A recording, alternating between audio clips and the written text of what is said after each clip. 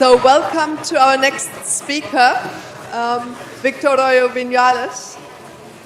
And it looks like we have a bit of a common theme here, very different topic, but the theme of the need for bringing different fields together. So this talk is on combining syntax-pragmatics and prosody when talking about clause combining.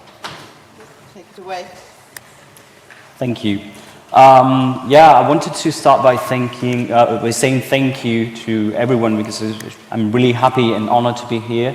So really thank you to everyone for being here, and thank you also to your organizers for giving me the opportunity to present, to give this talk. So I'm going to be talking about my PhD research, which is about hypothetical manner clauses in both French and Spanish, who look like that. So basically these are clauses that are introduced by the conjunction comme si in French, as in example 1. Il reprend la parole comme si de rien n'était. He starts speaking again as if nothing had happened. And on the other hand, clauses in Spanish that are introduced by the conjunction como si. We have here example 2. Someone says, me gusta mi soltería, I like being single, and then someone responds, como si tuvieras otra opción, as if you have a choice, and laughs at them. So the idea here was to really study how these clauses behave in terms of these 3 dimensions that you can see in the title, syntax, semantic, pragmatics, and prosody, and do that based or with a corpus-based approach, in which here I will focus on the spoken corpus data, 278 examples that are distributed as you can see here. So let me present these 3-way typology of hypothetical manner clauses that we arrived at. First, we were interested in how these clauses relate to all the clauses in terms of syntactic dependency, which in the literature is said to unfold in a continuum, and that applies also to hypothetical manner clauses that can range from strongly dependent clauses to fully independent clauses, within which we can observe both cases of dependency shift, so insubordinate in a broader sense, in which we have clauses that are syntactically independent but discursively dependent on the surrounding discourse. And then, on the other hand, cases of insubordination, so really in a strict sense, in which we have fully independent clauses both syntactically and discursively.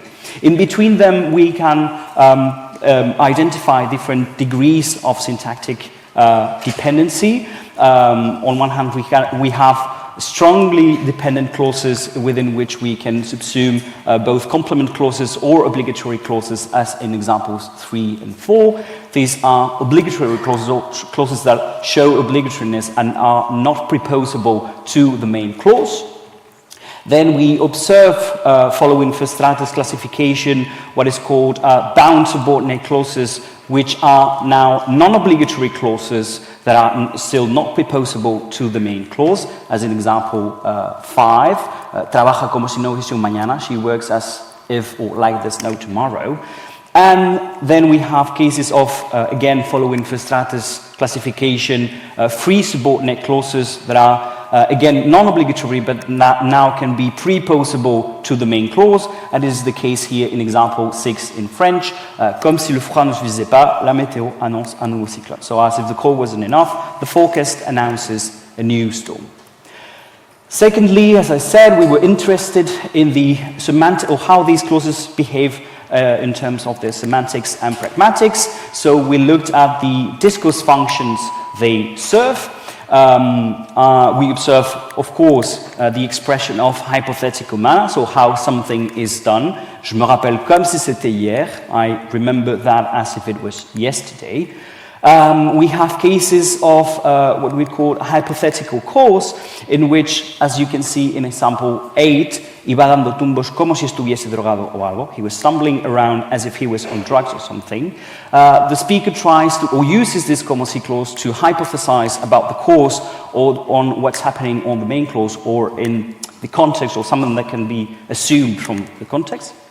We have cases of denial of an assumption in which the in this case, come-see clause is used to deny something that can be assumed in this particular context. They're announcing Pompoko 2 as if I hadn't seen enough times already, which means I had already seen this movie too many times.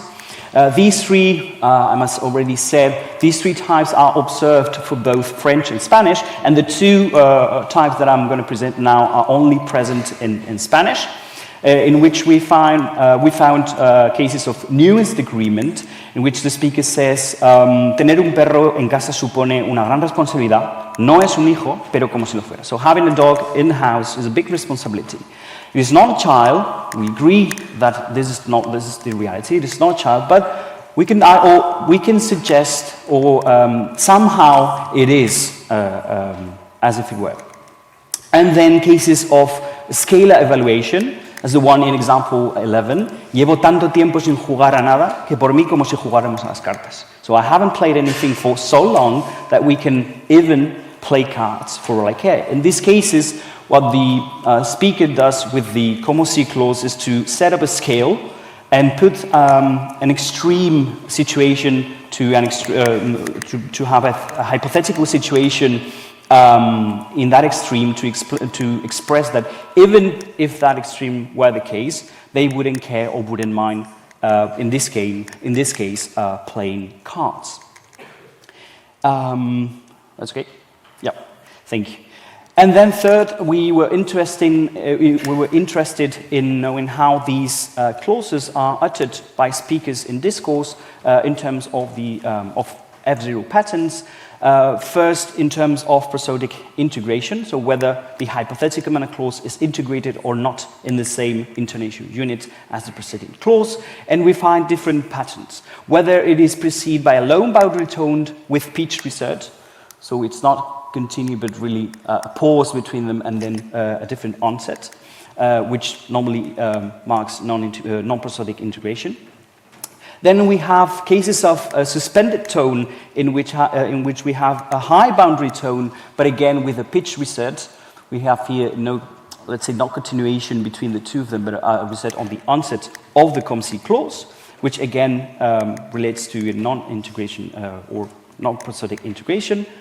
Cases of a continuation rise in which these high boundary tone combines with the pitch does not combine with the pitch reset. So these two elements, the main clause il lui parle and then comme si c'était un chien, are integrated in the same intonation unit. And then cases in which these high, or the peak of this high boundary tone is not aligned with the main clause, as it was here, il lui parle, and then we have the peak, but is quite a little bit later, so really aligned with the conjunction, as you can see here with the comme, in which we also consider this as an example of prosodic integration. And on the other hand, we also analyzed pitch contours, and more specifically the direction of the pitch contour of the como si or come si clause as a combination of pitch, accent, and boundary tones, and we find these different patterns, so falling patterns, rising patterns, and rising falling patterns. So this is the, let's say, first picture we had in terms of how these clauses behave in terms of the syntactic patterns on the one hand, then discourse functions on the other hand, and then finally these prosodic patterns. But we wanted to know what happens if we combine all these three dimensions and see how they interact between them to see whether all the combinations are possible or not, and how speakers really do that in discourse. So focusing on this correlation between the different dimensions, between syntactic patterns and discourse functions, syntactic patterns and prosodic integration, and finally discourse functions and pitch contours. So let's see what happens in this interaction between these three dimensions. Our first question was, do specific discourse functions favor specific syntactic patterns? Well, for that I conducted, for both French and Spanish, Fisher exact tests, just mainly because there are some types that are really, in which we find few examples. And let me guide you through these graphs. First, we observe that clauses that express hypothetical manner in both languages are the most frequent function, right? Around 85% or 90% cases for French. And they show a high diversity in terms of syntactic patterns. They appear in 56% of cases appear in strongly dependent clauses, but we also observe the expression of hypothetical manner in weakly dependent clauses, and even in independent clauses, but only restricted to cases of dependency shift. So really purely syntactic dependency, but not, syntactic independence, but not discursive independence. And then hypothetical cause, as you can see here and here in the graph, are really present in both syntactically dependent and independent clauses, depending also on the language. And then these three functions that I already introduced, denial for both French and Spanish, and then nuanced agreement and scalar evaluation for Spanish, are really restricted to syntactically independent clauses. I wanted to add a disclaimer here because these results were also confirmed by the analysis of a larger data set, including written data, but I wanted to focus on the spoken one also to talk about the prosodic part of them. But there's a larger data set for this analysis too. Moving on to the interaction between the syntactic dependency and prosodic integration. Now the question was, does prosodic integration systematically co-signal syntactic dependency? This has already been observed that previous studies support the idea that prosody marks syntactic boundaries, and that's also what we found. Again, for both languages with statistical significance. Before going into detail, you can already see that the picture is quite the same, or these are distributed almost in the same way in both French and Spanish. And what's happening here is that strongly dependent clauses, in which we subsume both complements, obligatory adverbials, and so on, are mostly integrated by means of a late high boundary tone, around 78 and 88% for the clauses, but sometimes by means of a continuation rise really aligned with the main clause. Normally this happens with the main clause is not just it is as if, which is very short, but a longer one.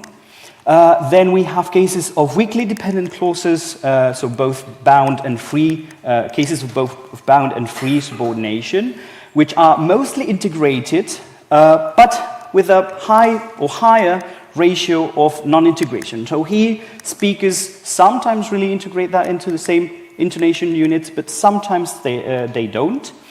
And finally, for syntactically independent clauses, so both cases of dependency shift and insubordination in a strict sense, these are really mostly integrated with that means that they're preceded by a low boundary tone.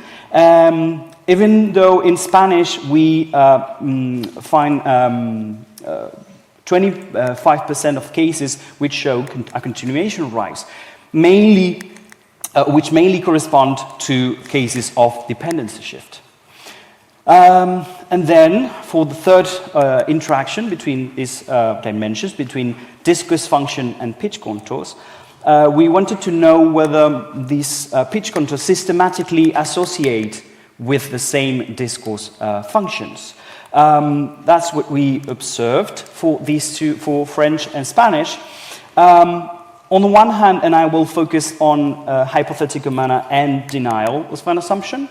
On the one hand, again, hypothetical manner shows a high diversity in terms of pitch contour. We have falling patterns, we have rising patterns, both continuation and suspended, and also some rising falling patterns in both French and Spanish. So 13 of the cases here and 14 here. And on the other hand, we observe a strong correlation, a strong association between the expression of denial of an assumption as a discourse function with rising falling patterns, so 67% of cases in French and 83% of cases in Spanish, even in cases or in British context in which you can, or both a reading of manner and a reading of denial are contextually supported, as in the example here. Vous me parlez comme si je connaissais le wallon, so you talk to me as if I knew about the Wallonian language, which at the same time means you talk to me in that way, that's a manner, but also means I don't know about the Wallonian language. So even in these cases, and that corresponds to the 13 and 40% of rising polling patterns observed in cases that mainly express hypothetical manner. Even in these cases, speakers use this pattern, this rising falling pattern that is, in the rest of the cases, associated with the expression of denial of an assumption. So I'll try to wrap up this with some conclusions. First, we observed that insubordinate clauses seem to be syntactic environment attracting semantic-pragmatic diversity. On the one hand, we observe that hypothetical manner is very frequent in both languages, observed in many different syntactic configurations, except for clear-cut cases of insubordination in a strict sense.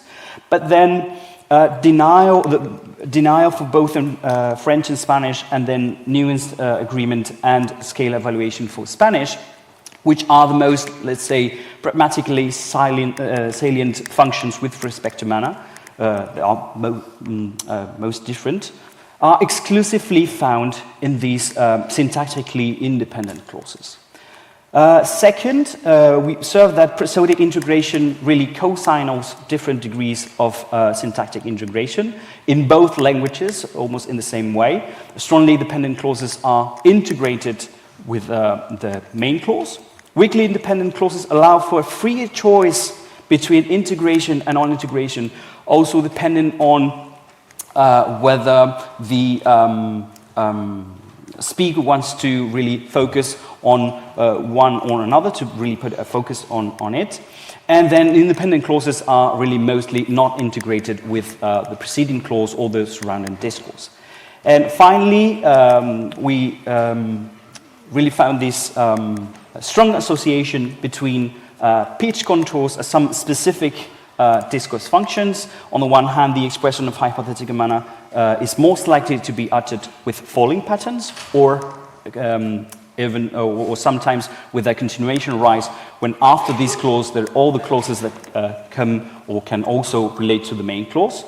And then this strong association between the expression of denial of an assumption and rising falling patterns in both languages, in both French and Spanish, even in cases in which the expression of denial of an assumption coexists with the main, let's say, purpose, discursive purpose of clause, which is hypothetical manner. So that's all on my side. Thank you very much.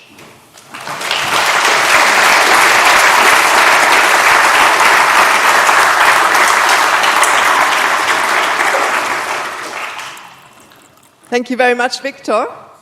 We have, thanks to your good timekeeping, we have 5 minutes for questions and comments. Is anyone available to take the mic round?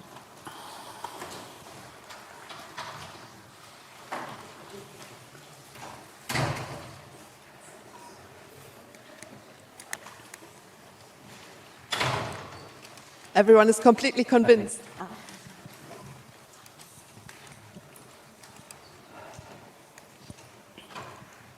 Thank you for your talk. That was really interesting. I'm wondering if you could say something about how common it is cross-linguistically for languages to have manner hypothetical subordination.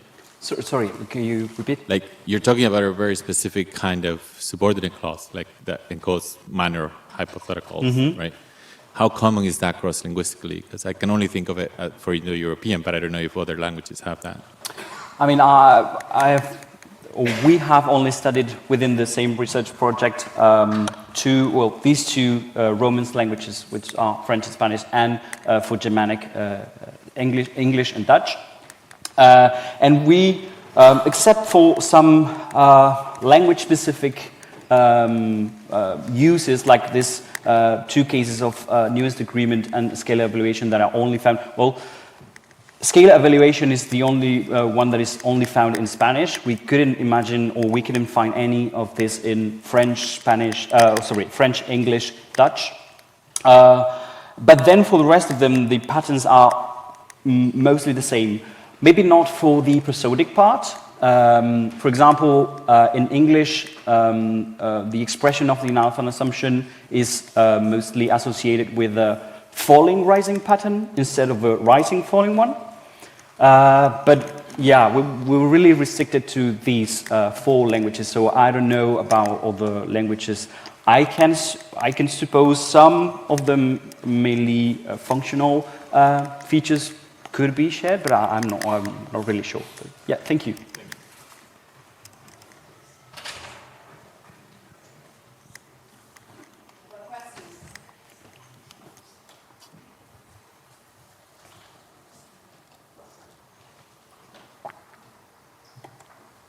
Maybe not.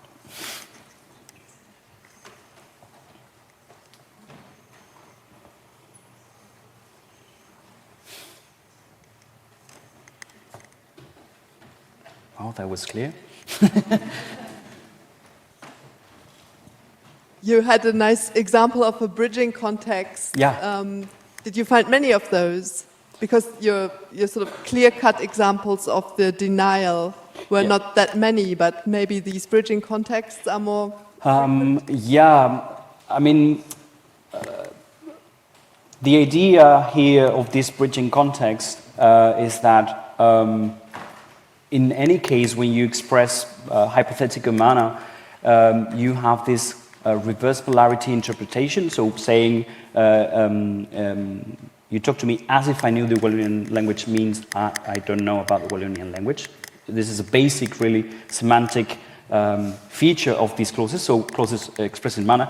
So you can interpret, or you can have this interpretation in every case of hypothetical manner. But then what is interesting here is that speakers really associate denial of an assumption with the rising falling pattern, even in cases where the, let's say, main function is manner, and then you can interpret that in an underlying level. But you can always, in each case, or you have the expression of manner, there's an underlying or a counterfactual meaning to it, so you can really interpret that in a denial way. So having this bridging context between the two functions. Thank you.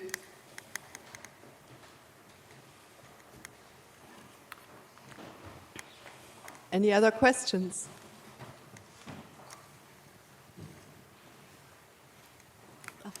Sabine.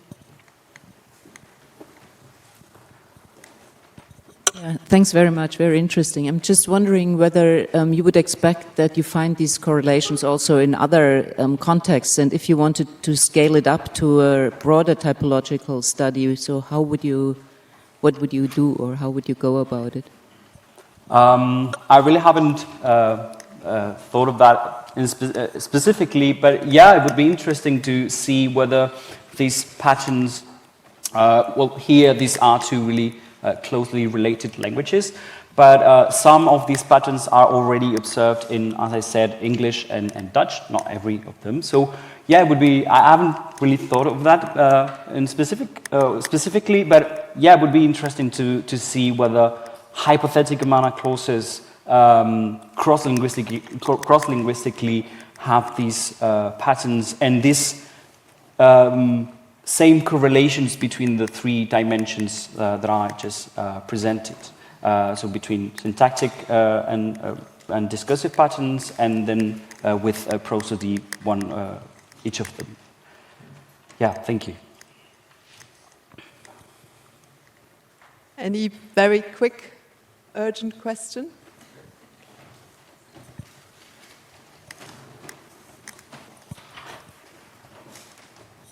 Yeah, thanks. A very quick question about the person. Is there any correlation with person? Because if you look at this example, you talk to me as if I knew about the Wallonian language. Oh, yeah. You could imagine that it would work less well in a denial reading in other persons, maybe? Did you annotate for that? Is there... I didn't specifically annotate for that, but that was something that recently we came up with, that idea that in cases that you have a first person, that was the question, right?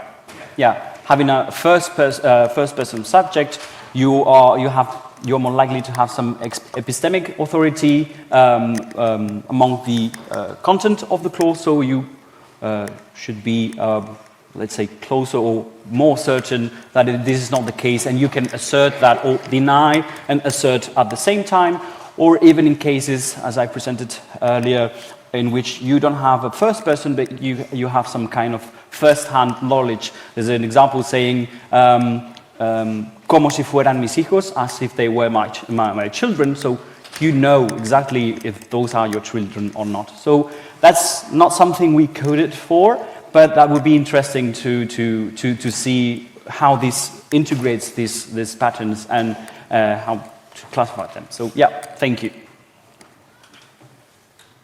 Let's thank Victor. Thank you.